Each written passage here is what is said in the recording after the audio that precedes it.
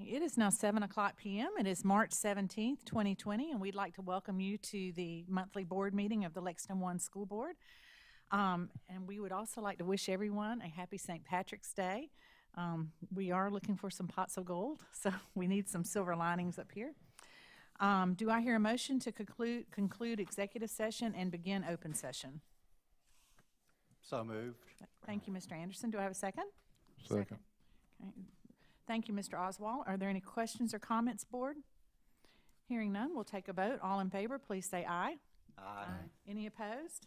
The motion carries and it is unanimous. I would like to call to order the general session of the March 17th, 2020 board meeting. As you can imagine, with this unprecedented event, tonight we will modify our board meeting. Guidelines from the CDC encourage smaller gatherings and limited contact with each other. Therefore, we are holding a somewhat abbreviated meeting, with the exception of items 10.5, which is student travel request. We will vote on action items, but we will not hear reports or presentations tonight. We will defer those until a future meeting. Although we are very proud and love to celebrate our student and staff achievements, we have canceled our student achievements portion of the meeting in order to limit the number of attendees as required. District staff members have been working tirelessly to develop a plan for the next few weeks. You will be hearing more about that later in the meeting, and the district will be communicating to parents with details as they unfold. With that, we will begin the general session. I would like to notify you that we are in compliance with the South Carolina Freedom of Information Act, and that we have notified the media of the date, time, and place of this meeting. The district also tapes this meeting for accuracy in preparing the minutes. And at this time, I'd like to call on Mr. Oswald for the invocation. Mr. Oswald? Welcome everyone with prayer. Heavenly Father, may we who are merely inconvenienced remember those whose lives are at stake. May we who have no risk factors remember those most vulnerable.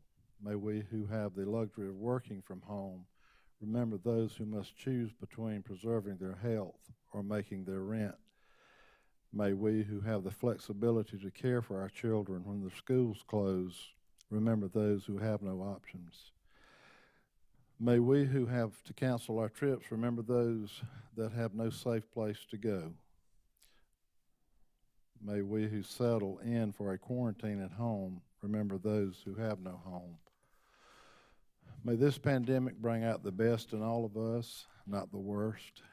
Help us to live by faith and not by fear, to build bridges and not barriers. May we not forget our faith, but rather draw strength from it.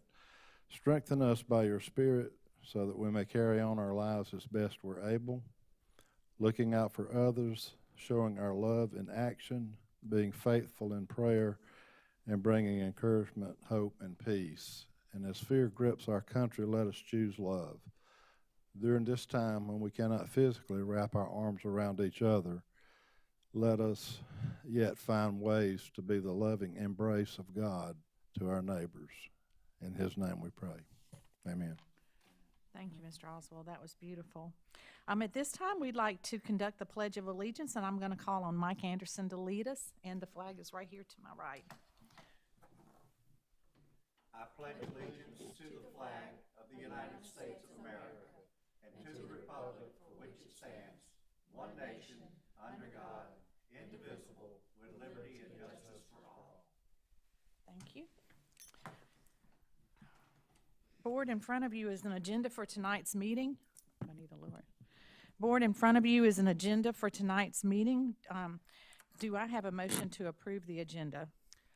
Madam Chair, in light of the changes to our meeting necessary to comply with the governor's orders and recommendations, I move that the order of action items in section 10.0 be altered so that bond resolution authorizing item 10.8 be moved to item 10.1, that the third reading of the Centerville Elementary zoning plan be moved to item 10.2, that ELearning Program presentation be moved to item 10.3, and then the items follow subsequently. Okay, thank you, Ms. Green. Any other changes or comments, board? Okay, hearing none, we'll take a vote. All in favor of the agenda item changes as proposed by Ms. Green, please say aye. Was it clear in there? we already done it. Okay. It's too late. Go ahead and ask the question. What was the question? Well, I'm just curious, did we say that we were removing the superintendent's report and the items? That was posted out for the media. That's been posted online and has gone out to the public. Okay, I just Yeah. didn't have a copy of Yeah, that sure. agenda. That's a good question. Okay, so we're going to take a vote with the changes that Ms. Green has submitted. All in favor, please say aye. Aye. Any opposed? The motion carries, and we will accept the changes to the agenda. Board, in front of you, you have been provided copies of the minutes for the February 18th, 2020 regular board meeting. Other than the corrections already provided and made, are there any additions or corrections to the minutes of the February 18th, 2020 meeting? Hearing none, the minutes will be accepted as received. Okay, at this time, we're now going to go to 7.0, which are reports and action items. Do I hear a motion to approve 5 senior leadership members for the 2020-2021 academic year? Madam Chair, I move that we approve 5 senior leadership positions for the district for the 2020-2021 school year. Okay, thank you, Ms. Green. Do I have a second? Second. Thank you, Mr. Anderson. Are there any questions or comments regarding those 5 positions? Hearing none, we'll take a vote. All in favor, please say aye. Aye. Are there any opposed? The motion carries, and it is unanimous. Do I hear a motion to approve 29 principals/directors for the 2020-2021 school year? Madam Chair, I move that we approve 29 principals/directors for the 2020-2021 school year. Thank you, Ms. Green. Do I have a second? Second. Thank you, Mr. Oswald. Are there any questions or comments regarding those 29 positions, Board? Hearing none, we'll take a vote. All in favor, please say aye. Aye. Any opposed? The motion carries, and it is unanimous. Do I hear a motion to approve 17 certified recommendations for the 2020-2021 school year? Madam Chair, I move that we approve 17 certified recommendations for the 2020-2021 school year. Thank you, Ms. Green. Do I have a second? Second. Thank you, Mr. Anderson. Are there any questions or comments regarding those 17 certified recommendations? Hearing none, we'll take a vote. All in favor, please say aye. Aye. Any opposed? The motion carries, and it is unanimous. Do I hear a motion to approve 2 administrative positions for the 2020-2021 academic year? Madam Chair, I move that we approve 2 administrative positions for the recommendations for the 2020-2021 school year. Thank you, Ms. Green. Do I have a second? Second. Thank you, Mr. Oswald. Are there any questions or comments regarding those 2 positions? Hearing none, we'll take a vote. All in favor, please say aye. Aye. Any opposed? The motion carries, and it is unanimous. I would like to inform you that as previously announced online and within the guidelines for setting an agenda, that honors and achievements have been canceled. We'll now move to 9.0, which is citizens' participation. I do have 1 card. Is there anyone else who would like to speak to the board other than this one person? Okay. Well, let me just, if Mr. Pena doesn't mind, I'm going to read what his topic was. He just wanted to let the administrators and the board know how much he appreciates what all they've been doing and to work through this pandemic. So thank you, Mr. Pena. We really appreciate that. So no one else wishes to speak to us, Ms. Hill? Okay. Great. Okay, I will not read the guidelines for that then. So board, scoot on over to action items, which is action items. We're now going to number 10 on your agenda. And at this time, we are going to have a motion regarding the Series 2013B Advanced Taxable Bonds Refunding. And let's go ahead and get the motion on the floor. Then we'll get the second, and then we will have the commentary come up. And I believe Mr. Gallagher is here to share that information with us. And this is, I hate to say it, but this is a positive for the school district that directly results from the pandemic. So we're just going to go from there. Do I hear a motion to approve the Series 2013B Advanced Taxable Bonds Refunding as presented? Madam Chair, I make a motion that the board adopt the bond resolution authorizing not exceeding $90 million general obligation bonds of the district for the purposes of 1, refunding the district Series 2013B bonds to achieve a savings in debt service payments, 2, paying installment purchase agreement payments due May 2020, and 3, paying cost of issuance. Okay, thank you, Mr. Anderson. We now have a motion on the floor. Do I have a second? Second. Okay, thank you, Ms. Green. Okay, at this point, I'm going to turn it over to Mr. Salters, if he'll open it up for us, and then board will open it up for questions and comments after we've heard the commentary. Thank you, Madam Chair, members of the board. This evening, we bring this resolution to you tonight, and it's important for you to understand that this resolution simply authorizes us to do this. It doesn't bind us to do this. So if the market over the next few days or weeks takes an interesting turn and is not beneficial to us, then we don't have to move forward with this resolution. But tonight I have Mr. Mike Gallagher. He's with Compass Financial Advisors, who oversees our financial advisement, and I turn it over to him just to kind of brief you quickly on the funding. Okay, thank you, Mr. Salters. Welcome, Mr. Gallagher. Good evening, Madam Chair, ladies and gentlemen of the board, Dr. Little, it's a pleasure to be here with you. I have printed copies, and they also have a copy to put up on the screen. So whatever y'all are most comfortable with. We'd love a printed copy, if you don't mind. Okay. There you go. As y'all know, the market has been quite chaotic over the past couple of weeks. One of the things we noticed was there was an opportunity for your 2013 B bonds to effect an advance refunding. You may remember that when I've been here in the past, I've told you about your bonds aren't callable for 10 years. So what this is you would issue these refunding bonds in 2020. The money would sit into an escrow account, and they would pay the bonds off in 2023 when they become callable. The interest rate on your 2013 B bonds, the refundable portion, you'll see down the bottom is a 4.27% rate. We've been monitoring the market, and best we could guess, as of Friday, a 2.47 was the rate. Now, that has been wildly lower, and it has come up some. Today, the Treasury's ended up over 1%. A 10-year Treasury hadn't been under 1% probably since the beginning of time. So that's something that, this is an opportunity. It may be here, it may not. We're working to get the documentation together, so what you would need to do would be authorized moving forward with the transaction. If it is and the market's not good, we're going to pull the deal back. The only cost you could possibly incur would be the rating fees. Our fee and Mr. DeBose from Haynesworth Sinclair Boyd, there is no fees for us if the transaction doesn't go through. But to look at this, you see the area in blue is the payment on the prior bonds. Total debt service is $120,453,744. The area in purple is what we're projecting at the new rate of 2.47%. These are competitively bid. It'll be put out. There'll be a POS put together. It'll be on the street for at least 1 week, and then we would receive bids. If the bids don't come in sufficient that the net present value savings is over 3%, the resolution has a requirement that if it's not over 3%, the deal's canceled. We won't move forward with it. The only possible expense you could have would be the rating fees. Those folks don't give us an opportunity to make that a contingency, so we'll monitor it before we send it to the rating agencies, which will be about 2 weeks prior to the sale. We would send it to the rating agencies, have the issue rated, and then be able to get the POS on the street and have a sale. What kind of dollars are we talking about with the rating fees? Do you know? Or you can kind of guesstimate.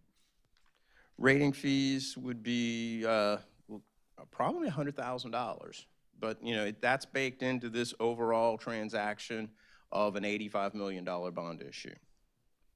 Now they may give us a little latitude because we have other issues coming this year, but that is pretty much their standard once you put in the request and you accept the rating. But I do want to make sure you're aware of that. The area in purple is what we're projecting the new payments to be. The savings would be approximately $450,000 each year for a total gross savings of $8.1 million. Because that's all payable over time, we always like to look at it at a present value. What's it worth in today's dollars? And so that would be $6.6 million. We like to see that PV savings be over 4% for an advance refunding. And so this one definitely meets the test at being 8.5. We've seen the numbers be, much higher, but you really don't know till you're able to be in the market. Madam Chair, and if I could just point out, just to highlight the volatility of the market, when Mr. Gallagher and I first had conversations about a week ago, we were closer to like $10.7 million in the savings. And so it could easily come back up, to that point. But we, obviously will monitor it. If you were at that level, that's almost $600,000 a year in, overall savings. So just, highlighting what's going on in the market, it's an interesting time for sure. So, Mr. Salters, right now, with it being as volatile as it could go down even before we close this deal. Is that right? Absolutely. You're absolutely right. It could go down, but if you don't approve it, you don't have any opportunities for any savings. Okay. And I might point out that we're talking about $8.1 million. So, even though it has gone down, it's still an $8.1 million savings to the taxpayer. So that's a significant number. So. All right, so if we were to compare this like a mortgage refinance, because essentially that's what we're talking about here is a refinance of existing money.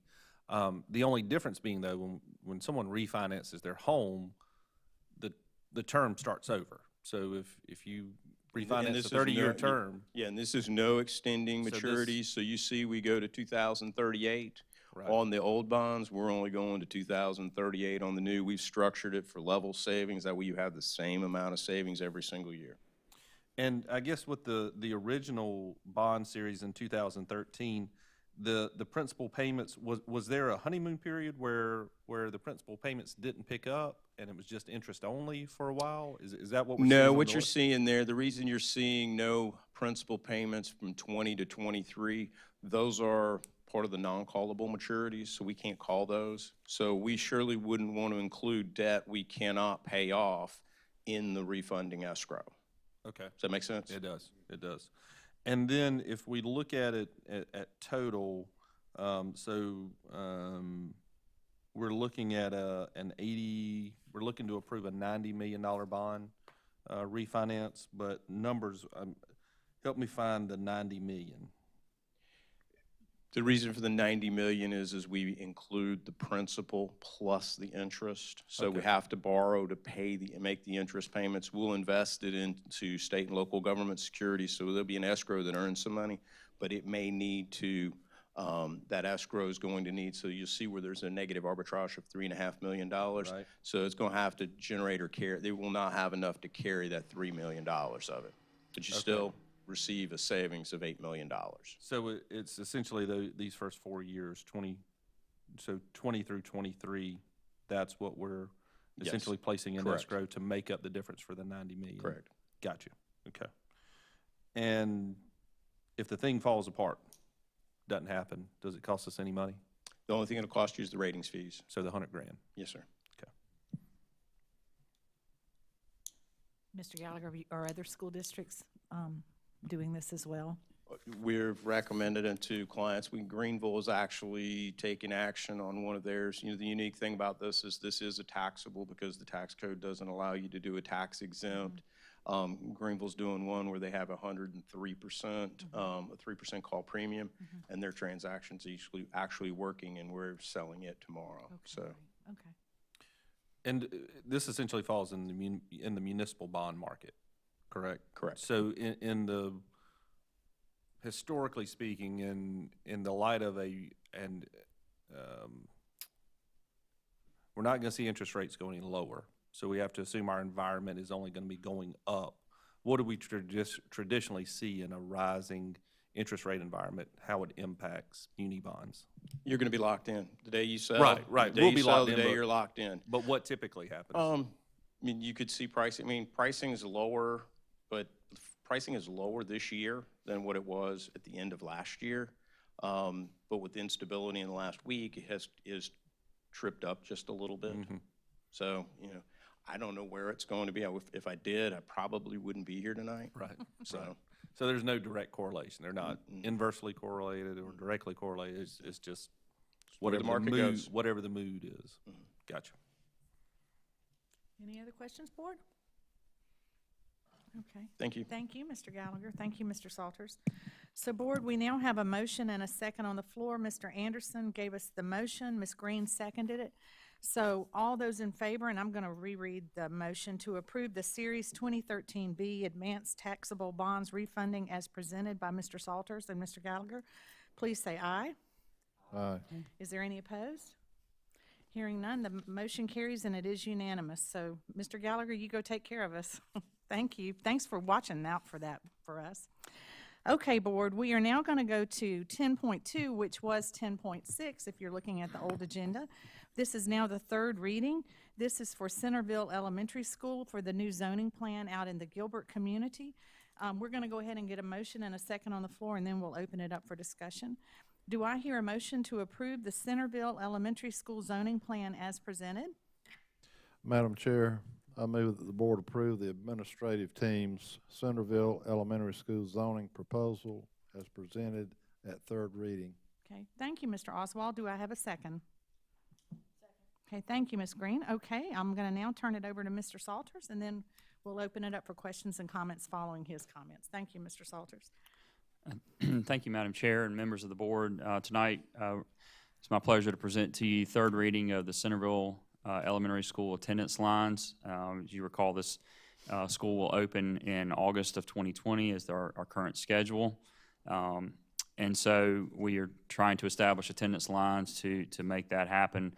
Centerville will become a K-5 school, as well as the current Gilbert primary site location will become Gilbert Elementary, and also have K-5. Actually, it'll have 3K through grade 5, and Centerville will have 4K through grade 5. So, as you recall, rezoning is a pretty common practice in this district, and when we do this, we look at a number of considerations.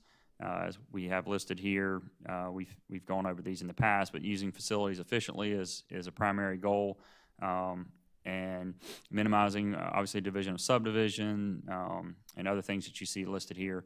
And we really try to use natural boundaries and roadways when we can, so that the lines make sense and are easily discussed with the community and recognized. So, as I mentioned, that Centerville will be opening in August. This is a prototype, so this will be the fourth version of this plan that we've built, with Rocky Creek, Meadow Glen, and Deerfield being the other ones. So that's a rendering, and it's actually starting to look like that if you've ridden by. These front canopies are up, and some of the brick is starting to go up on the exterior of the building. So that's pretty exciting to watch. We had a number of feedback sessions in the community, one at each of our schools affected.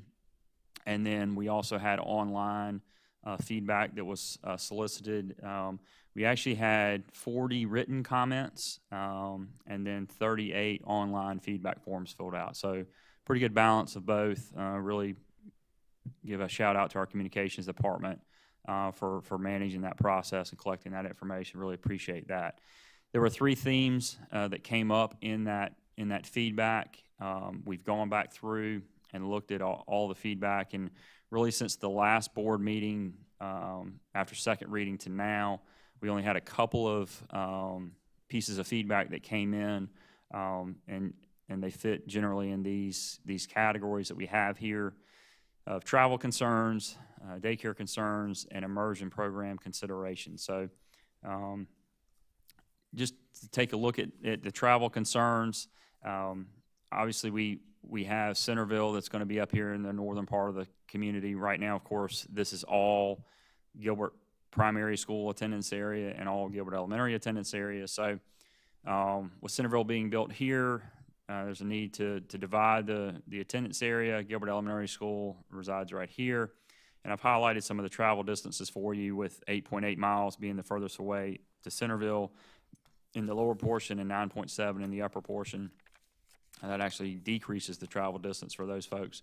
And then 4 miles over here, Gilbert Elementary School, we still have, these are existing travel distances, because they're already going to this location at some point, 10.6 miles, and then 12.5 from the lower portion here.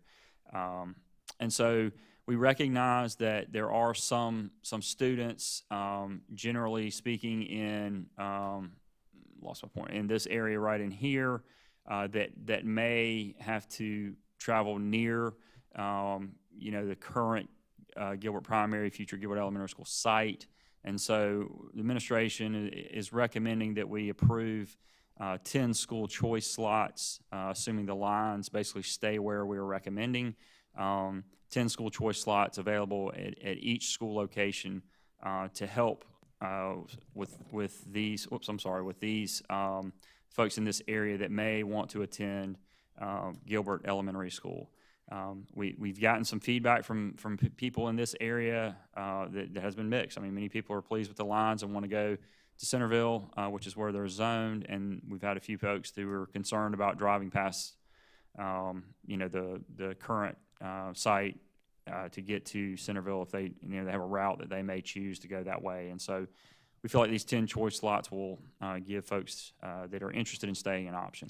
And actually, if I could add to that just a minute, part of what we were discussing here, that those 10 choice slots would be reserved for people in the Gilbert attendance zone, as opposed to opening up 10 choice slots from across the district, because it's a special rezoning opportunity. We'd like to reserve those 10 slots just for the Gilbert folks. And I think that's something, I don't know we've ever done that before, but that was part of our conversation moving forward, is that there would just be 10 choice slots for this area. I like that. Yeah, and that's a really good point, Dr. Little. We have not done that historically when we've had school choice. It's been open to anybody in the district, but we feel like these slots would be designated for folks in the Gilbert attendance area. So we feel like that helps alleviate some of the travel concerns that we have. And so moving on to some daycare concerns, some of the bigger challenges that we had were there are 2 daycare centers that are located on Broad Street right here that is a portion of the attendance boundary. And they're actually on the southern portion, if you will, of Broad Street. And so they're in the Gilbert Elementary zone. And so there was some concern about students attending Centerville and being able to still have transportation to those daycares. And we've actually worked that out. If the line stays where it is, we will be able to run a bus down Broad Street and let those kids off and make that a daycare stop so that they can attend those 2 daycares. So we feel like that met the needs of many of the folks that were having challenges with daycare. There are some other daycares available in the Centerville zone, and also I would point out that Centerville will have an after-school program there locally as well, is the intention, I think, with Mr. Branham. So there are a number of options, but this obviously opens up 2 options that folks are already using. We feel like that'll help with that situation. And then the Immersion Program, there was a good bit of discussion about immersion and a number of considerations that we've looked at. Of course, there's been conversation about having the Immersion Program located all at one school. And if it was located all at Gilbert Elementary School, the current Gilbert Primary School site, basically we would have that school open over capacity because of the volume of students that would be there. If you put it all at Centerville Elementary School, the school could handle it from a capacity standpoint. However, transportation is a big problem.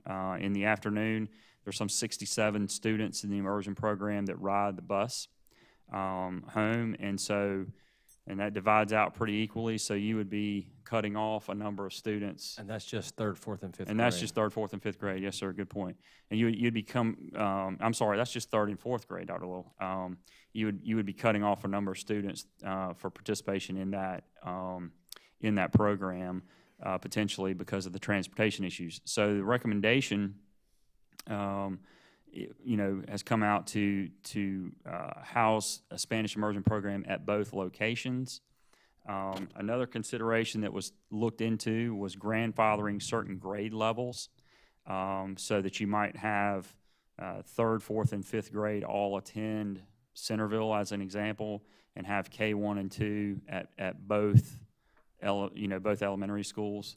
That becomes problematic when you start incorporating siblings into the conversation, because and then you limit travel, bus pickup and so forth. So it really starts to break down when you start looking at all the variables that are associated with that.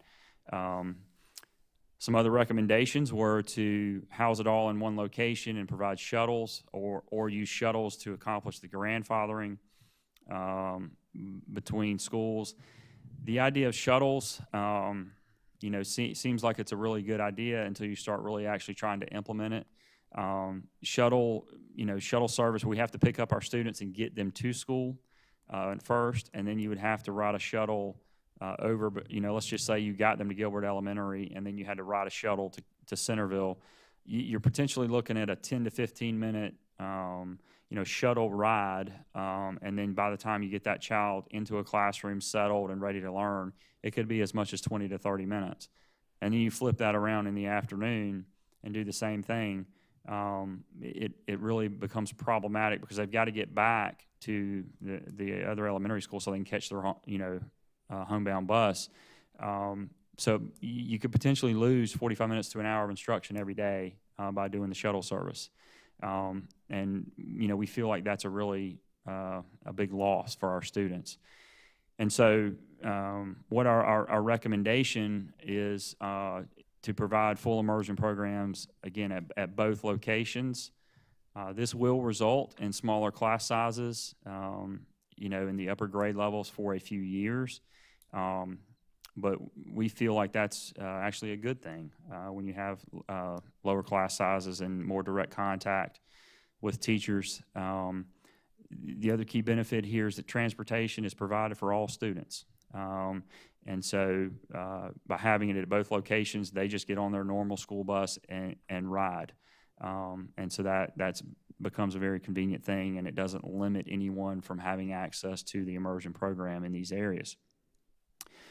We have stated here that immersion students who live outside of the Gilbert attendance area that are currently enrolled in the program will work with them and place them, where the enrollment best fits by grade level in the district. So that's kind of our take with the immersion. And Dr. Lawler, you want to? If you don't, yes, I'll jump in. I really think the full immersion programs at both Gilbert and Centerville serve as a win-win for both groups because of the significant afternoon ridership.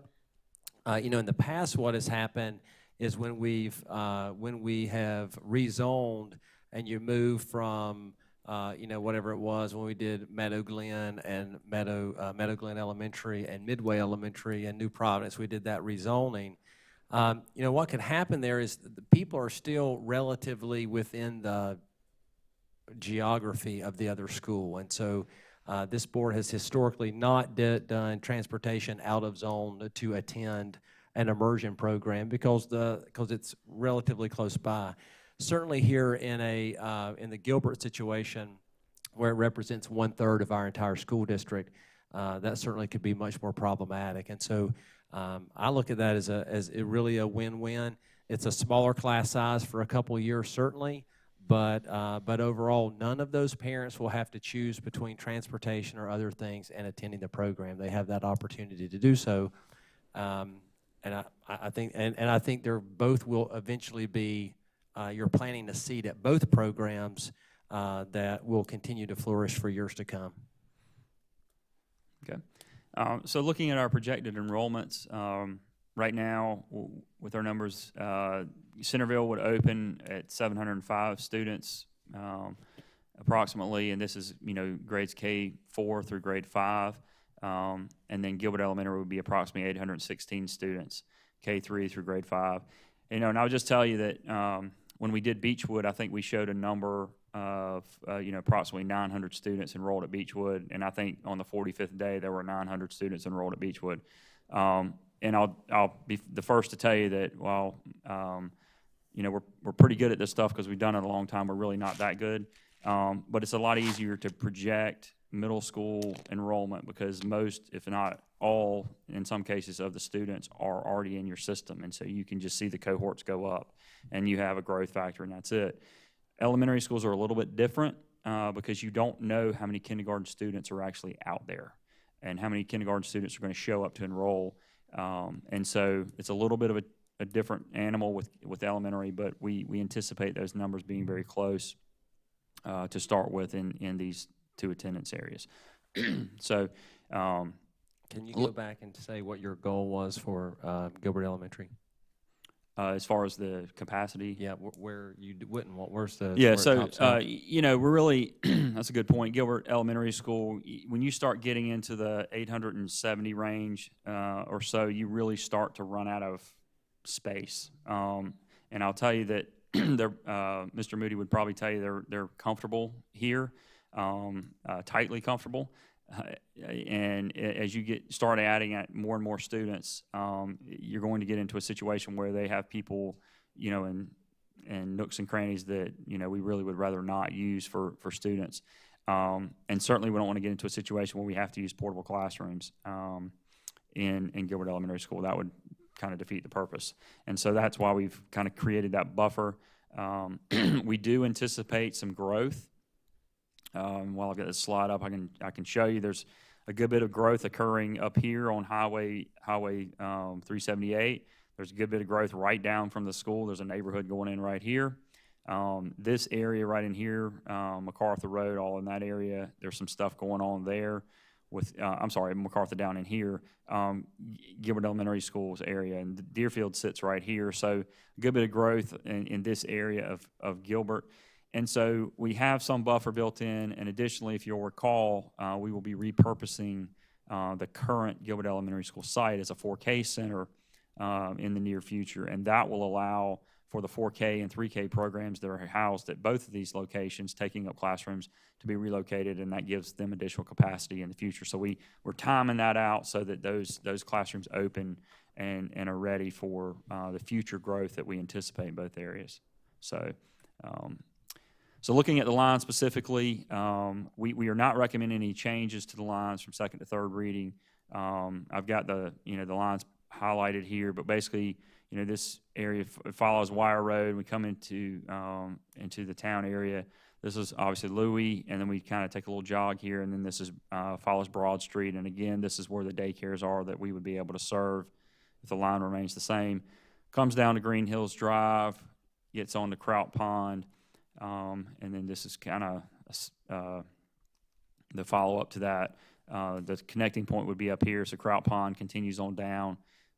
You grab AC Balknight and Camp Branch, and then finish up off here on Two Notch.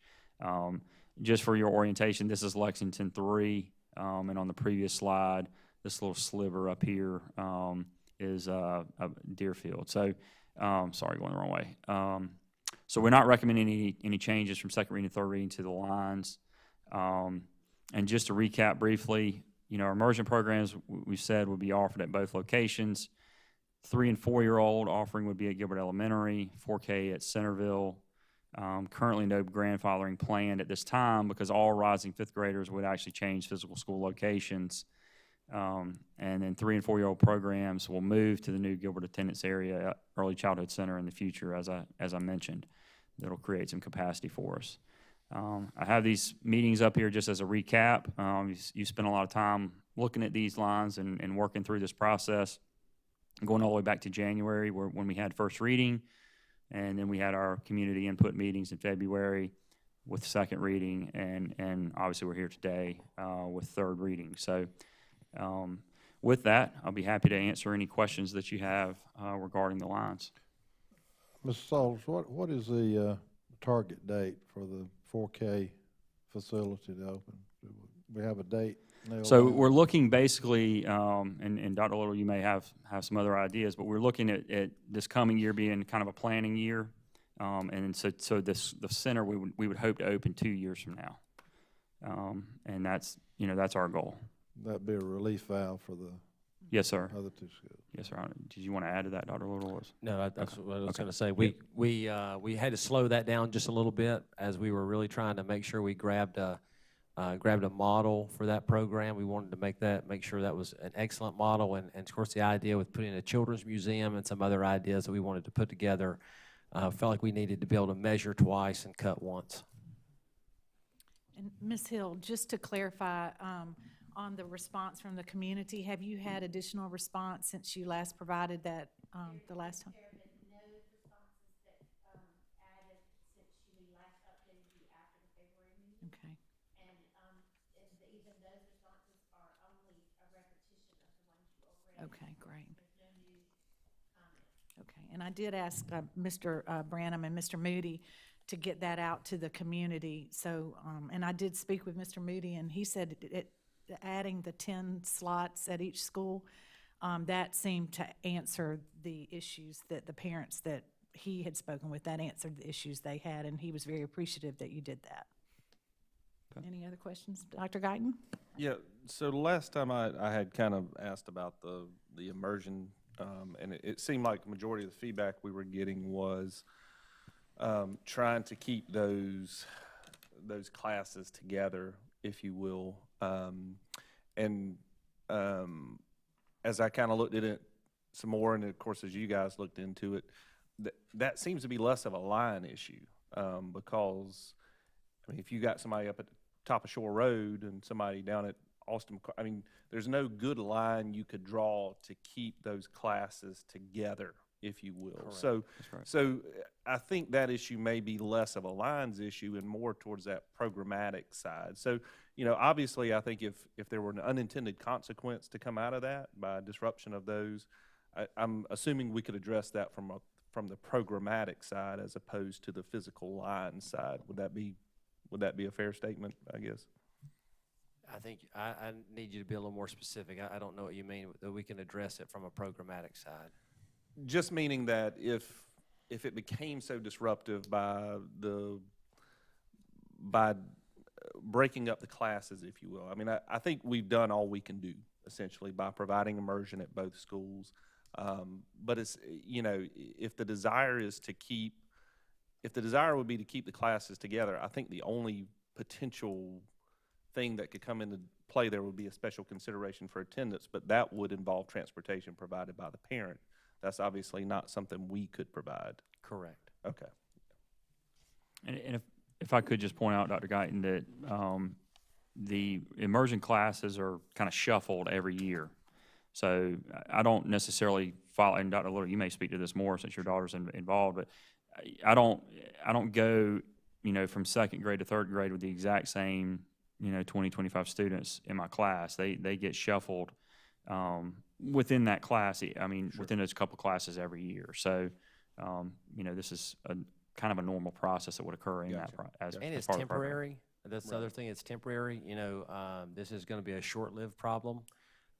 And I think that's again, not that it's not an issue, and I certainly can understand where the parents are coming from, but it's a short-lived issue. Right. So the benefit, you know, sometimes when you deal with these situations, I think what we try to do is here's the best we can do. I'm having a hard time seeing you, I'm sorry. That computer screen is kind of in the way, but you know, sometimes it's about the best, you know, so here's an issue, so we can't really resolve it this way, but here's a way we can mitigate it. Right. And I think you'll see that in a number of the solutions that you have here. You know, the 10 choice slots just for the Gilbert folks.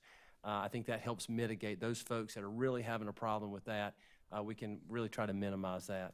And I think likewise with the Immersion Program, because so many of them deal with different versions of transportation, it really allows them to take advantage of the Immersion Program and not have to choose about whether or not, you know, we can reorganize our entire life to make sure somebody goes and picks up the child from school after school to go to daycare or wherever they can go. So they have that opportunity to do so. So yes, they'll be split up from their friends for temporarily because they're all going to Gilbert Middle School. But on the flip side is they get smaller class sizes and everybody gets an opportunity to continue in the program. And that's a pretty good thing, I think, in terms of mitigation. Well, and most importantly, the academics are preserved. Right. And so by maintaining the immersion at both sites, you've maintained the commitment to the community about the academics of immersion, which is the best possible thing, I think, that you Absolutely. Thank you. Any other questions or comments, board? I have a couple of questions and a couple of comments. A couple of things I noticed as I went back through here, some of these questions had not been answered. One of those being an employee who works at another location whose kids attend Gilbert. Do employees not have school choice? They have employee choice. Okay, okay. So I guess y'all will take care of that. She'll still be able to, okay. How is the district going to staff K through 5 Spanish immersion at both schools when we've had issues in the past staffing just one of these? I know on here it says the teacher came around Thanksgiving, but another one told me that the teacher didn't actually come, and this may be a different class as well, until January. So do we know if we have enough Spanish immersion teachers to staff both locations? According to HR, we do.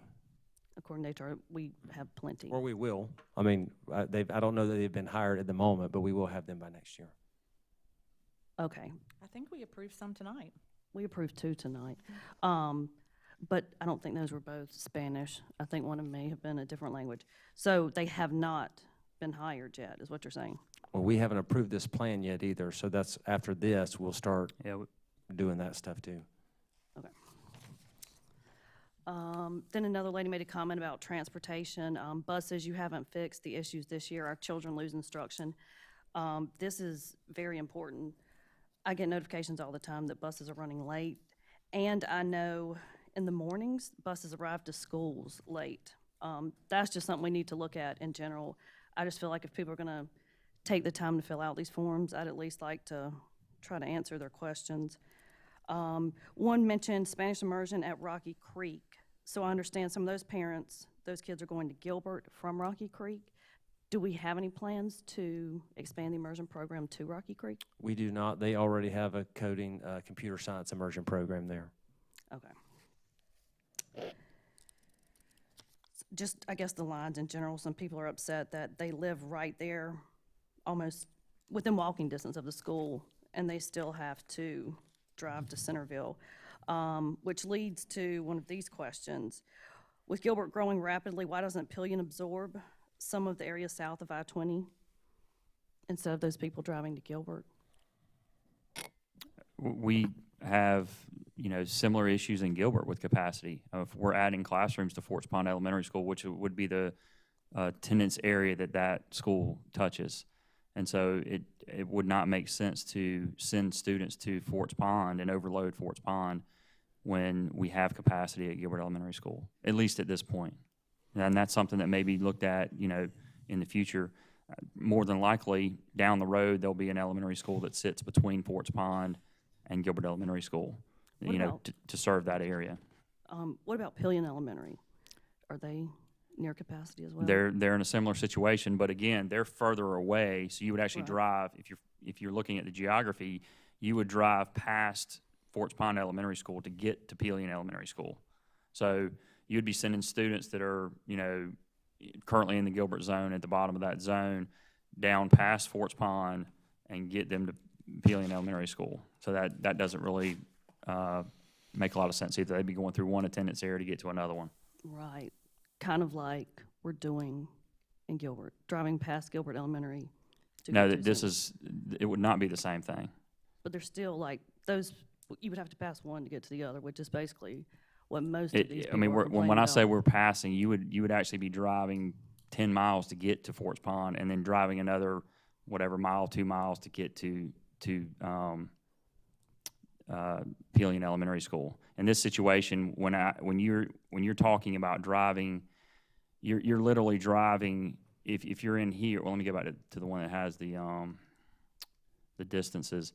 The furthest point down here is 8.5 miles, and there are routes to go here and then over here. So you can choose to go this way if you want to, and that may be a more convenient route depending on what you're doing. But in situations like this, you would be driving, and I can't even do it because the map doesn't have it demonstrated, but you'd be driving way down here off the screen and then sliding over to another attendance area. And so it's a much different commute than what you're talking about here. Right. I'm just saying, like, what the people are complaining about is kind of the same And thing. I think that was one comment. Yeah. Right. Okay, why are you planning to make Centerville so different from the other Gilbert schools? Why not keep the red and black colors and the Indian themes? Each school has their own identity, and that's up to the school community there. And, the board, and we did a lot of research, and the board named the school Centerville Elementary School because that's the Centerville history and legacy of that community. There was a school there. And so each school in the district has their own identity. Okay, I'm just And making sure these- eventually, yeah. and I would also add to that, eventually, if you look, off this map to the right here, you've got all of these different elementary schools.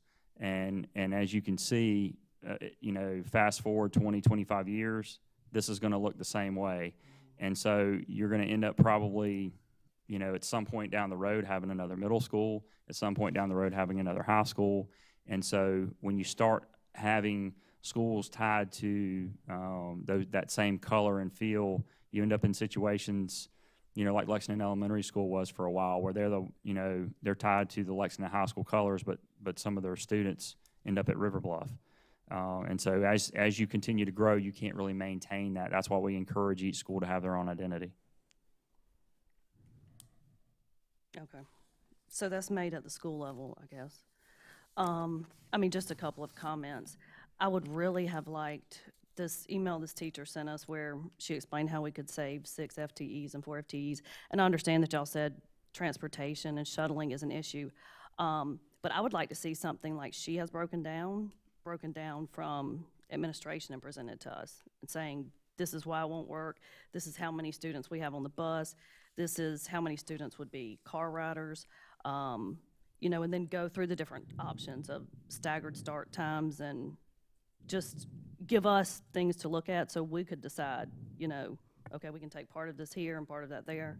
But that's just some comments going forward. And as I mentioned at the last meeting, I would like, before we do any kind of rezoning, to have some kind of committee put together that's made up of teachers, bus drivers, parents, before it actually comes to the board for first reading, because that would work out a lot of the kinks before it ever got to us. Any other questions or comments, board? What? Mr. Oswald? I'd like to say something about transportation. Since I was a bus driver back in 1969, 70, and I had the longest bus route in the district, which was in Gilbert. But I think by dividing the attendance area up, it's going to probably, correct me if I'm wrong, solve some of the bus scheduling issues and bus times. The routes won't be as long. They'll be cut in half. So probably we won't have a lot of those issues to have to deal with. Well, you certainly bring up a good point, Mr. Oswald. Some of the routes will be cut down considerably, and so that will help, on those travel times and distances for students on the bus. I think a lot of folks don't understand that it is the largest attendance area in the district. There's Right. It's 17 miles long.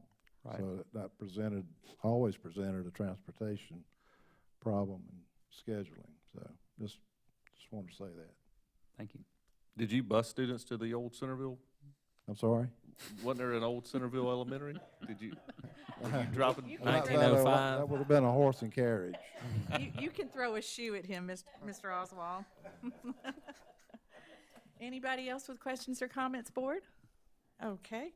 We will go back. Let's go back to our motion. We have a motion from Mr. Oswald to approve the Centerville Elementary School zoning plan as presented, and we have a second from Ms. Green. And I do want to make one comment. I want to thank Mr. Salters and his team and Dr. Little. I also want to thank Mr. Moody and Mr. Branham. There is a lot that goes into doing this, and people don't realize you guys have really done some heavy lifting, so thank you. So we now have a motion and a second. All in favor of the zoning plan as presented for Centerville Elementary School, please say aye. Aye. Any opposed? I'm opposed. Okay, so we have, let's see, 3, 4, 5. We have 5 in favor and 1 opposed, and the motion carries. Okay, we are now going to we're going to go back to e-learning, which was 10.1, which is now 10.3. And while he is getting Mr. Bissell, we'll go ahead and get the motion on the floor, and then we'll open it up for Mr. Salters and Mr. Bissell and Dr. Little to discuss this. So, board members, you've heard the recommendation at our last meeting by the administration for the e-learning program. Do I hear a motion to approve the program as presented? Madam Chair, I move that we approve the e-learning program as presented by administration. Okay, thank you, Ms. Green. Do I have a second? Second. Okay, thank you, Mr. Anderson. Okay, and there he is. Wow, you switched places. Okay, we now have Mr. Bissell with us, but I'm going to turn it over to Dr. Little first to kind of open this up for us, and then we'll let Mr. Bissell do his presentation. Certainly, thank you very much, Madam Chair. Very excited tonight to have Mr. Bissell here to discuss our e-learning plan. Our reality has changed quite a bit since the last time we met. Last time I talked to you, we talked about we needed 5 months of planning and that our capacity would be about 5 days after those 5 months worth of planning. Instead, this week, we are going to do about 48 hours-ish worth of planning, some up to about 72. I think it's 48 to 72 hours. And we're going to do 12 days worth, and that will be a minimum of 12 days. And we certainly anticipate that might actually get much longer than that. And before he says anything, I want to say one other thing. I cannot tell you how proud and pleased I am with how our schools and how our staffs have tackled this challenge. It is an amazing thing to see. I sent them an email this afternoon that really captured it when I said we turned the impossible and made it possible.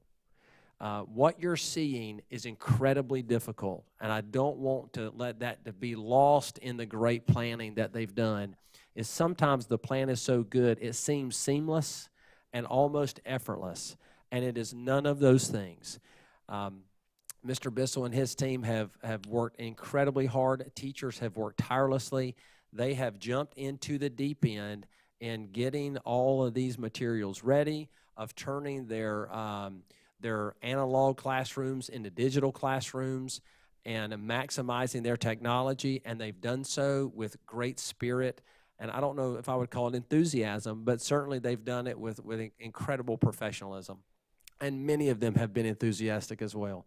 But that is an incredible challenge, and I cannot be more pleased with my team. I can't be more pleased with the staff of Lexington One. The expertise and experience in this district are second to none, and I'm just really blown away by what we've seen over the last couple of days. And to be able to do it so again, I say seamlessly and effortlessly, it really reflects, it's a testimony, it's an inspiration to their professionalism and hard work and effort, and their dedication to empowering each child to design the future.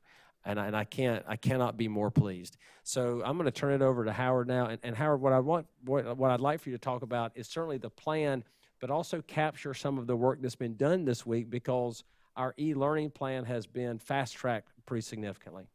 Thank you, Madam Chair, members of the board. Can you hear me okay? How about now? Okay. Yes. Thank you, Madam Chair, members of the board, Dr. Little. So, yeah, it certainly has been an interesting 3 or 4 or 5 days. It has been a challenge, and it has been extremely rewarding to work alongside such dedicated professionals to mobilize in a time of disruption. But disruption is an opportunity for leadership, and that's what our folks have done. And so very, very proud to be a part of that process. We talked on March 3rd, as Dr. Little mentioned, about a plan for e-learning days in the event of inclement weather and subsequent school cancellation. And now we're talking about e-learning days to do something fundamentally different. And that is really something it's difficult to wrap your head around at first, and particularly if you're turning everything around in a fast manner. But this is going to look different than what a weather cancellation e-learning day would be, and it's going to have to, as we're looking at really focusing on continuity of growth and development of our students in both models. But in this particular instance, it's going to have to be so much more for our students. Our schools exist to provide for students their basic needs, their right to a quality education, and all of the things that happen for them at schools. We can't take for granted that they're necessarily happening at home when they're not able to come to our schools. And so this event isn't necessarily about what we need them to do for us, but it's more about what we need to do for them while we're working through this process. It's not about the work that they need to get taken care of in order to make sure that they're making it through a particular scope and sequence, but more about what we can do to reach out and help them provide some continuity of growth and development for them. So I say that and reflect a little bit on the opportunity that we've had to work with the leaders that came in yesterday on Monday, principals and instructional coaches and building leaders. And we had an opportunity to talk to them a little bit about establishing their why for about what we're about to do, establishing the context for how we're going to shape the approach that we take and the conversations that we have when we talk to our teachers when they came in or teleconferenced in today and got started planning for 48 hours worth of planning to launch on Thursday morning.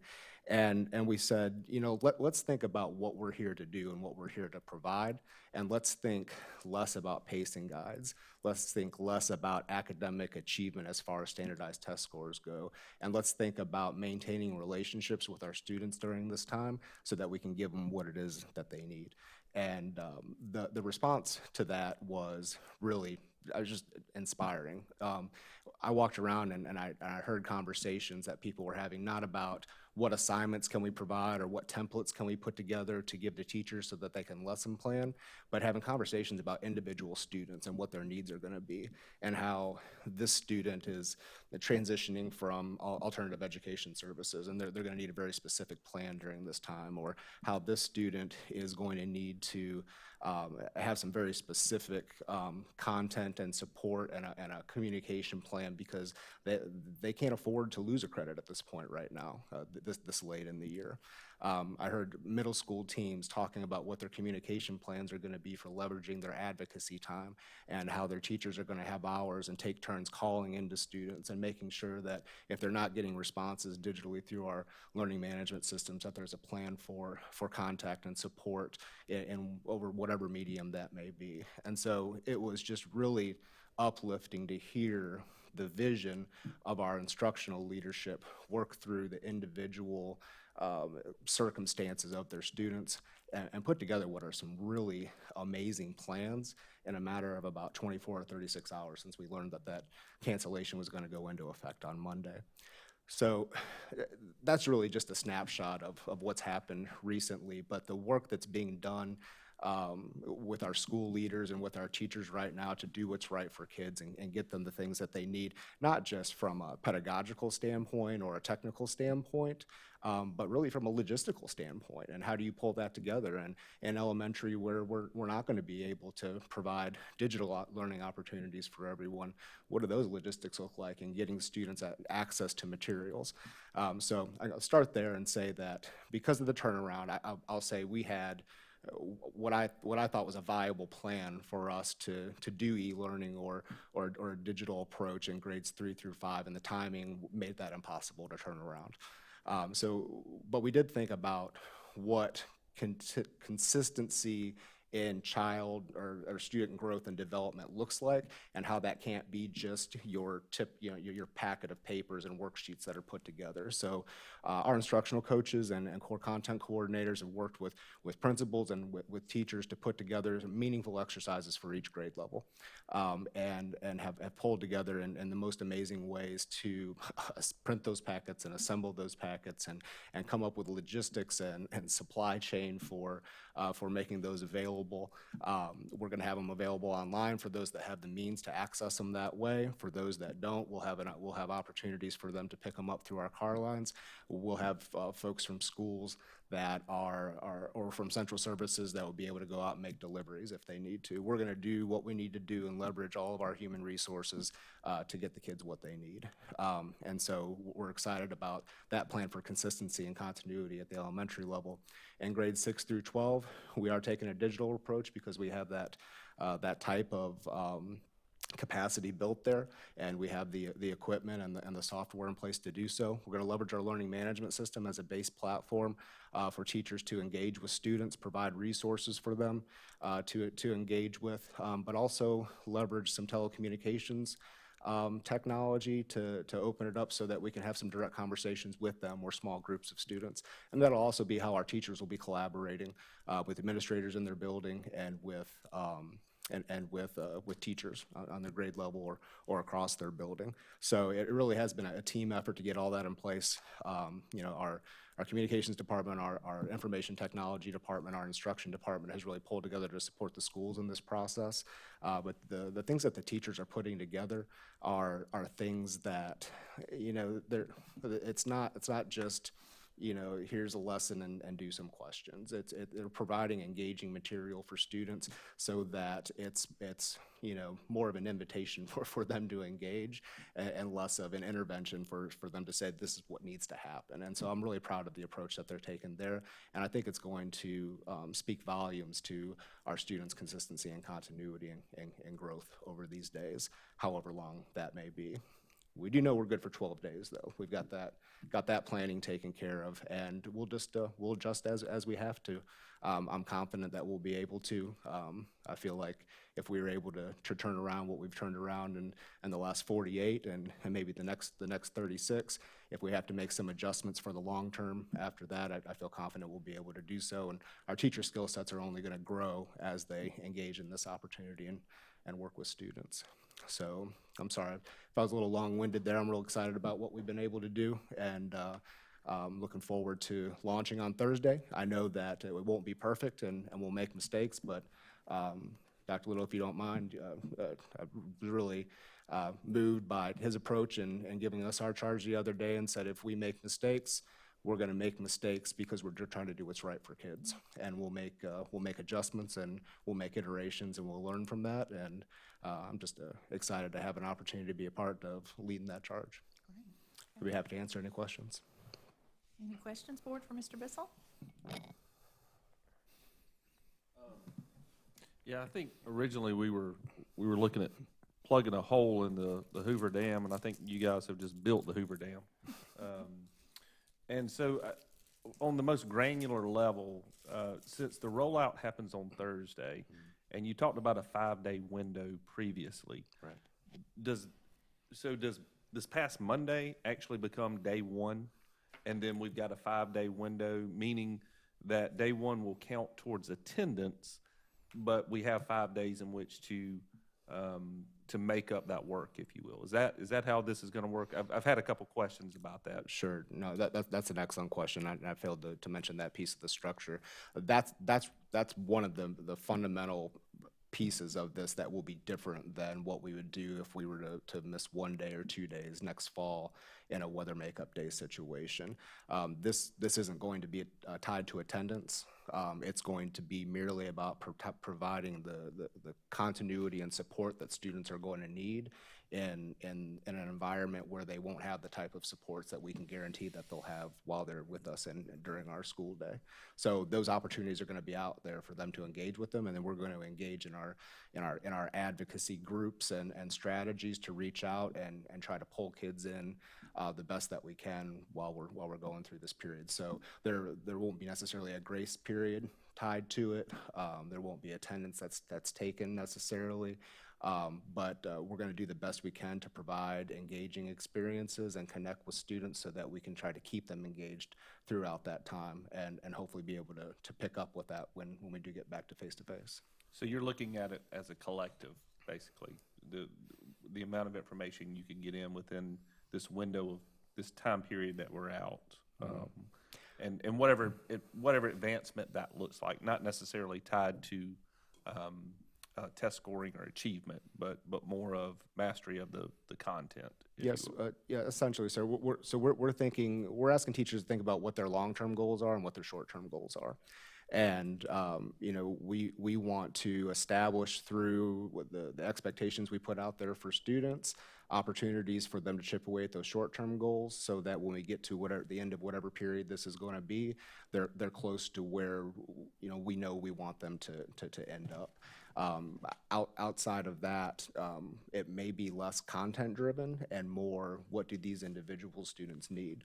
Now, there may be some things that are driving our efforts, say students that are working towards certification exams in high school, or we know that there may be some implications for state testing, but if students have been plugging away real hard on AP courses all year for a college board exam, now there's some really specific pacing and standards that need to be considered there. But ultimately, we're trying to focus on a whole child approach and make sure that our kids are getting what they need while they're not with us every day. How are we dealing with connectivity for all of our students? Make sure everybody's got it. So great question. So we distributed a survey when we, along with the announcement that we were going to have to close. It was a fairly simple survey, and we asked parents to respond if they were able to, and let us know if they have internet connectivity and if they have a device at home that their students could use for digital learning if necessary. And so in a very short time, we had some 7,000 responses. And so that was very encouraging. Now fully realizing that if there's not that kind of connectivity at home, it might be difficult to submit that form. So the approach that we're going to take to that is to take all of the respondents, cross-reference that with our rosters in PowerSchool, and then where we don't have duplication, then we'll know the folks that weren't able to respond, and then we'll lean on our schools and our central services staff to reach out to those folks and then complete that data set and figure out exactly which families do not have access at home. From there, we'll leverage some resources that we have here, human resources, to reach out to those families and see what we can do to get them in contact with some of our providers like Comporium and Spectrum to take advantage of some of the free internet access. Spirit Communications was doing that too, weren't they? That's right. So what's complicated about it is because we're so big geographically, the carriers, their coverage maybe overlaps in places or doesn't at all. And so we'll have to engage some of the partnerships that we can make with multiple carriers to try to canvass the entire geographical area. So that'll be a fairly, I think it'll be a fun project, but it's going to be fairly intense in crunching that data. And then you have the communication aspect of reaching out and then trying to put those people in touch with those providers so that we can establish access. My hope is that we can get that turned around fairly soon. But we're going to do what we can do and work within that system so that we can try to reach every family and give them the opportunity. And before we take other types of solutions, like say, some people are driving buses out, some people are, we have a couple other ideas to increase connectivity. I've been talking with superintendents the last few days from a couple different states about how they're handling this. So we're going to do, this is our first approach, and then we're going to use some other opportunities, say like, can the fire department strengthen the Wi-Fi? Can we get the fire department strengthen their Wi-Fi and pull down the password for a few days? That kind of stuff. Yeah. Can we do that at our own schools? Can we bump the bubble up and have an opportunity for them to connect that way too? So we're working on a couple of different ways to get down that road a little bit. Hey, just to be clear for parents and students, this is not a voluntary program. It's mandatory, am I right? Participation in this? It's school. Right. Yes, sir. It's school. It's school. Yep. It's a different looking, it's a different kind of school. I think that it's, no, sir, it's school, and it's a different kind of school. It's a different looking school. You may be eating Fruit Loops and Cheerios while you're in your pajamas, but you're still at school. Okay, so truancy factors will still come into play, or? Well, that's a different element at the moment when the governor closes everybody, so that we're not worried so much about the attendance piece. We're worried about as Howard just mentioned, the connectivity, bringing people in, building relationships, making them a part of the process. Okay, very good. I know y'all have worked so hard on this, and thank you on behalf of all of our students and parents and teachers. Thank you. Mr. Bissell, I really appreciate all that y'all have done. I mean, I'm so impressed with what you've done with such a short window. I have 2 high school students. I would like for you to dispel a couple of, or maybe explain a couple of the rumors, or I guess what they've been told. My daughter is a senior, and this is an extremely traumatic time for high school seniors because the last few weeks of their senior year, which is like the swan song, has all of a sudden been ripped away from them. And many of them are taking AP exams or AP classes. And those, they still have a month of content to learn before they take those tests. Right. And then my younger son is in 9th grade, and he's taken 3 classes that culminate with an end-of-course exam. And the message they have received is that during this e-learning time, that teachers are not allowed to deliver new content or do any sort of a summative assessment. And my 9th grader says, yay, no tests. And my senior says, those tests are really important. And so is that true? And if so, I mean, how do you accomplish the growth for these? I mean, I can understand holistic, delivering for each child for 9, 10, 11-year-olds, 12-year-olds, but for, in high school, by the time you get to senior year, there's one class of everything, and those classes have specific end goals by the middle of May. How is that going to be accomplished if it's more of a the whole child? I don't know. Can we bring in Dr. Talley? I think some of these questions go hand in hand with Mr. Bissell and Dr. Talley. Dr. Talley, can you step in for a minute? I think she needs to hear this too, because. I can certainly speak to that. So when we talk about creating an experience that engages the whole child, a piece of that whole child is their academic aspirations, right, and their academic achievement. And so I spoke a little bit to the concept of establishing long-term goals and short-term goals over the period of the next 12 days, 3 weeks, whatever that may be. And so in the instance where there's a student that has an AP exam coming up, that's what's going to be the best support we can provide for that student, is to keep them on that pace and that scope and sequence, and make sure that they're prepared for that exam, so they can be successful on that exam. So in those instances where we ask teachers to think about, what is going to be the best thing for your students at this point in time, for that class, it will be staying on pace and checking in with them and checking for their understanding and providing intervention and giving them the practice exams and questions and opportunities to discuss and collaborate with each other. So that will be engaging all of their needs at that point. So I think that on a philosophical level, we want to say this isn't going to be just about completing work and assignments in every class across the board. But it may be the case that there is a very distinct focus on scope and sequence and pacing and content knowledge, if in fact that is what's going to help students to meet their goals. So the story the students are, I guess, hearing that there is going to be no new content delivered, that is not true. Go ahead. Let me respond to that, if I may. I too want to thank Mr. Bissell and his team. They've done amazing work, as have our coordinators and our principals and our teachers. I had to submit on behalf of Dr. Little an emergency distance learning plan. I did that Sunday evening. And there's some assurances in that plan that districts have to commit to, some being constant monitoring by the teacher of the students' work. That's for elementary, middle, and high school. Also for special needs children, monitoring, and our ESOL children. And we could not start this launch without having that plan approved, and it was approved Monday morning. So we are being held accountable for continuous learning.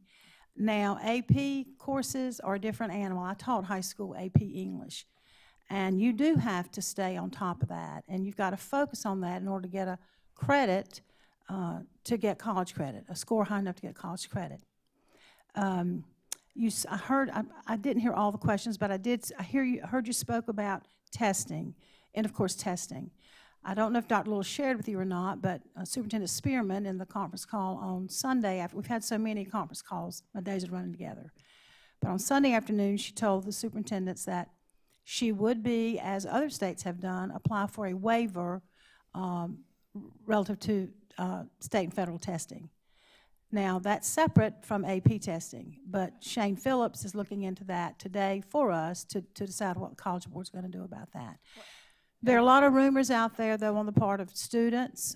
We launch on Thursday, as Howard has told you, but I promise you our teachers are on top of this, and they're going to have, they've talked about the relationships with their students and how important it is to continuously check in with them.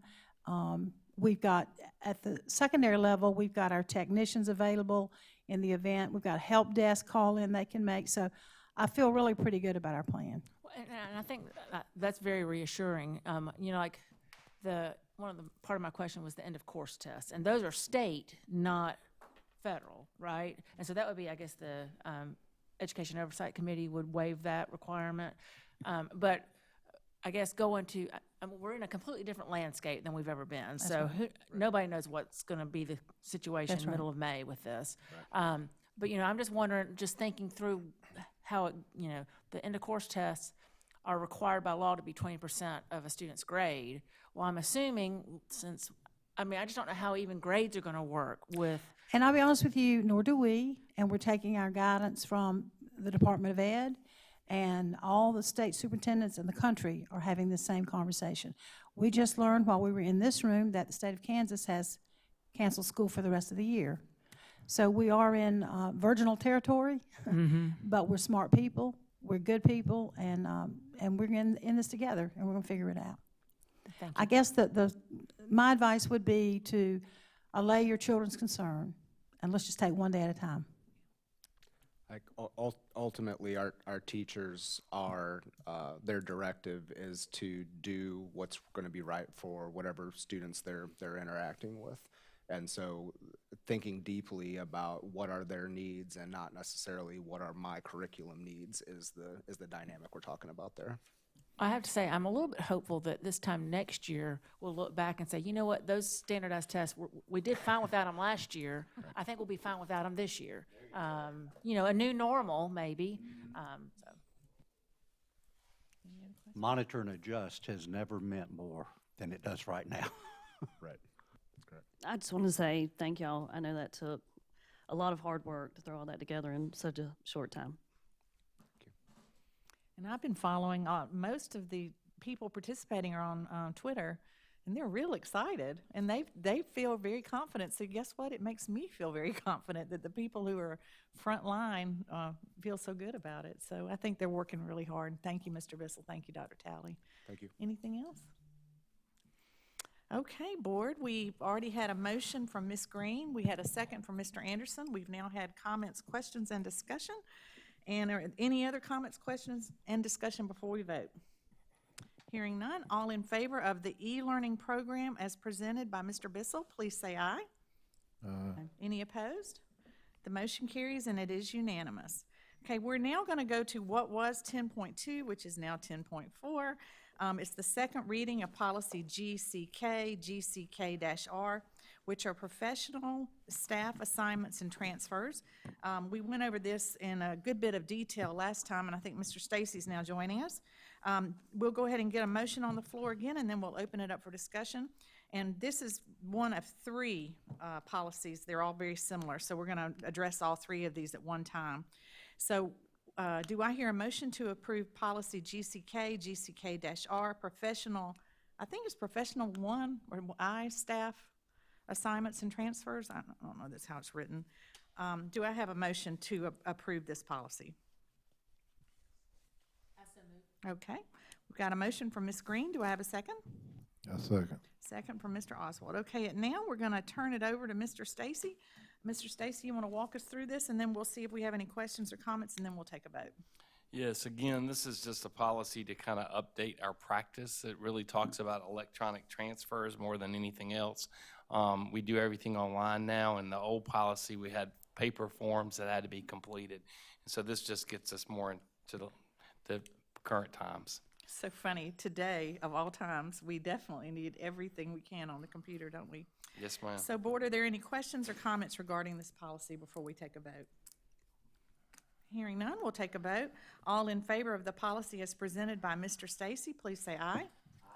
Any opposed? Motion carries and it is unanimous. We're now going to go to what was 10.3, which is now 10.5, which is the second reading of policy GCO-R. It's the evaluation of administrators.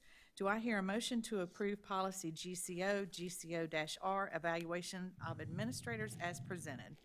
I so move. Okay, thank you, Mr. Oswald. Do I have a second? Second. Thank you, Mr. Anderson. We now have a motion and a second on the floor. Are there any, Mr. Stacy, you want to just tee this one up and then we'll open it up for discussion? Yes, ma'am. Basically, the change here is that we're just making it more with the new requirements for PDEP, for the principal evaluation. And then we've added a piece in here about district office administrators and people other than principals and their evaluation. Great. Thank you, Mr. Stacy.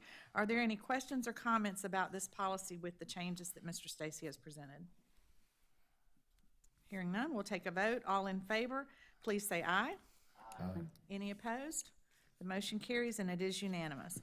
We're now going to go to what was 10.4, which is now 10.6, second reading of policy GCOA, evaluation of instructional staff. Do I hear a motion to approve policy GCOA, evaluation of instructional staff as presented? So moved. Thank you, Mr. Anderson. Do I have a second? Second. Thank you, Ms. Green. We now have a motion and a second on the floor. Mr. Stacy, you want to walk us through this one? And again, this was a policy that you had just visited just recently within the last year. What we recognize is we'd left out one little piece of it where we have teachers that might be on an annual contract in their fourth or fifth year, international teachers. And so this just shores that up with making sure that teachers that are on the annual contract can be evaluated using a GBE annual-based process. Okay, thank you, Mr. Stacy. Are there any questions or comments regarding policy GCOA? Hearing none, we'll take a vote. All in favor of policy GCOA, evaluation of instructional staff as presented, please say aye. Aye. Any opposed? The motion carries and it is unanimous. If Dr. Talley could come back in. We're now going to go to what was 10.5. It's now 10.7. This is not an action item, Board, but I did ask Dr. Talley if she would just give us a little bit of an update, and since we've already approved so many trips, just kind of talk about the district's position, and I'd get this on the record and in the minutes. So at this time, we normally would have second reading of student travel, or first reading of student travel requests, which, as you know, at this time, we're suspending all decisions on travel at this time. So Dr. Talley, you want to just give us just a little bit of an update, because I know some parents have questioned, like, trips maybe in May, the money they've paid out, things like that. Yes, You could ma'am. just sort of help Happy us. to. Thank you, Madam Chair and members of the board. We have had a busy time relative to student travel since last week. We did have some trips that were scheduled on March the 8th, 9th, and 11th. You remember at the last board meeting, you heard from a student who said, please don't cancel that trip. Those students did go on that trip to DC and to New York, and so far everything was fine. There were no complications. But then we did begin to, at Dr. Little's direction, I began calling principals and said, you need to think about canceling or rescheduling, looking at rescheduling some of your trips. So they immediately started doing that, and then the dominoes started falling, not only in countries around the world, but major cities, as you know. We had a principals meeting on Wednesday. A lot of parents were calling in. They wanted to know about, do I get a refund? Is it safe for my child to go? Teachers were asking, is it safe for me to go? So Dr. Little, we started calling, if you had a vendor like EF Tours for international trips, we pled our case and said, listen, we don't feel safe about these trips. What can you work with us? We immediately canceled a trip to Atlanta. Pillion Middle School had a group of 7th graders going to Coca-Cola and the Civil Rights Museum. And as you know, Fulton County closed because they had a confirmed case. So Ms. Braley was able to cancel that trip. They have rescheduled, so they got full vouchers to take that trip later, which was great. So we felt good about that. So on Wednesday, when we met with the principals, Dr. Little provided them with a sample letter because he, as a superintendent, said we're canceling all international travel. And so EF Tour said, if you can give us a letter from your superintendent, then we can give you what they call a peace of mind policy that allows for refunds and or rescheduling of the trip. That's great. So we felt very good about that and appreciated Dr. Little quickly putting that together for our principals. So all in all, and then I will tell you, some of our competitions were canceled for us. We didn't have to cancel those. It's disappointing to students and to their sponsors, but we feel pretty good about the safety of our students. That's great. Any questions or comments for Dr. Talley? I know we've all had questions about that, so thank you. I wanted to get that on the record. At this time, we are now going to go to what was 10.7, which is now 10.8, and it's the 2019-2020 instructional materials adoption recommendations. And do I hear a motion to approve the 2019-2020 instructional materials adoption recommendations as presented? Madam Chair, I move that the board approve the recommendations of the district instructional materials adoption committees as district-adopted instructional materials for 2020-2021 for social studies grades 3 through 5, social studies grade 7, mathematics grades K through 5, and mathematics grades 6 through 8. Okay, thank you, Dr. Guyton. Do we have a second? Okay, thank you, Ms. Green. And let's go back to Dr. Talley and have an update on this, please. Thank you, Madam Chair, members of the board. For members of the board who've been on the board for a while, you know this, but I think I feel compelled to say this to new board members. These adoptions of new materials are contingent on state funding. Just because if you were to approve the recommendations tonight doesn't necessarily mean we'll purchase the materials. I know Mr. Oswald's aware of that. But if the money is available, we certainly will, and we don't anticipate the money not being available. I think it's important that you understand the process, and I want to thank Albert Robertson, our social studies coordinator, and Hillary Morgan, our mathematics coordinator, who led these committees, these district textbook committees composed of teachers from all of our schools. The state always holds a caravan, a public caravan for stakeholders all over the state to participate, to review the materials. And then schools come back together in a committee as a district committee, and they review the materials. They have a rubric they use, and then they go back to their schools and share that with their teachers, and then they reach a consensus on what adoptions they choose. So that I wanted you to know that's how we came upon the adoptions. You're probably going to ask me, so I'll go ahead and answer it. Are these materials online? They are. They all have online components anymore. A textbook company would be not very smart not to have that component. So we feel really good about our adoptions, and I am seeking your approval this evening. Okay. Dr. Talley, do we know who the publishers are? Yes, we do. Be happy to give you that. Okay. For the social studies grade 3, the publisher Studies Weekly. For social studies 4 and 5, the publisher is Pearson. For social studies grade 7, the publisher is Teachers Curriculum Institute. For mathematics, the publisher of K-5, the publisher is Curriculum Associates. And for mathematics 6 through 8, the publisher is Houghton Mifflin Harcourt. You're welcome. Any other questions, board? Okay, hearing none. We have the motion on the floor to approve the 2020-2021 instructional materials adoption recommendations as presented by Dr. Talley. We now have a motion and a second, so all in favor, please say aye. Aye. Any opposed? The motion carries and it is unanimous. So we are now through with our action items, and the 11.0 superintendent's report. Is there anything you want to jump in on there, Dr. Little, since we took that out, but is I do not. Okay, so we're not going to go there. 12.0 board, included in your packet was the 12.1 monthly general fund financial report, the 12.2 monthly general fund budget transfers, the 12.3 monthly capital projects report, the 12.4 monthly unauthorized procurements report, and the 12.5 quarterly grant award report.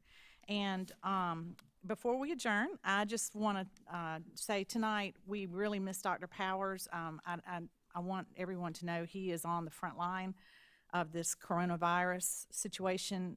He, in fact, was part of the group that was working with the governor today. And I want to take a minute and thank Lexington Medical Center. I know Greg has Mr. Augsburger and Dr. Powers on speed dial, and they have helped really given us some good advice. And we're only as strong as our community, and we really appreciate that. I also want to just say we really appreciate Dr. Guyton too, because all of our healers that are on the front line, it just means a lot for what all they're doing for us.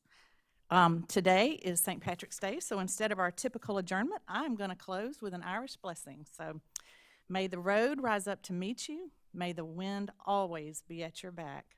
May the sun shine warm upon your face and rains fall soft upon your fields. And until we meet again, it's a hard time for us. May God hold you in the palm of his hand. So I want to thank everybody. I have a motion. We need a motion to adjourn. Do I have a motion to adjourn? So moved. Thank you, Mr. Anderson. Do I have a second? Second. Thank you, Mr. Oswald. All in favor, please stand up and thank you.